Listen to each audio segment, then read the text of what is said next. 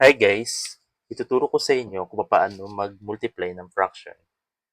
So dito guys, ang technique lang dito is i-multiply lang natin yung numerators. So ito siya. Tapos, yung sumunod, yung denominators. Ayan. So, isolve na natin. So 2 times 4, 8. Tapos, ito yung numerator. Tapos, 3 times 5, 15. So ito yung answer.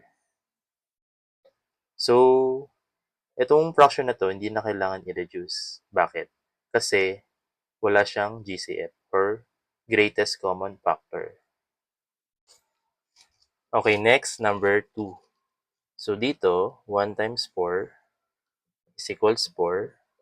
Tapos sumunod, 8 times 5, 40. So dito guys, hindi pa ito yung final answer natin. So ang kailangan natin dito, yung i-reduce natin ito or i-lowest term natin. So para ma-reduce or ma-lowest term natin ito, kailangan natin si GCF or greatest common factor. So itong 4, kukunin natin yung factors nito.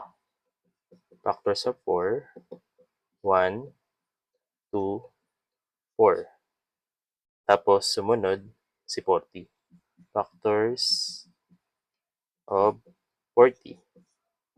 So ang factors ng 40, 1, 2, 4, 5. So yung 4 yung hinahanap natin. So ito yung GCF. Okay? So yung 4 na to, yun yung gagamitin natin para i-divide natin yung dito sa fraction. So ganito siya. Yan. So 4 divided by 4, 1. Tapos 40 divided by 4, 20. So ito yung final answer. Kung nagustuhan mo ito, please subscribe, like, and share para lagi kang updated sa aking i-upload na bagong video. Thank you!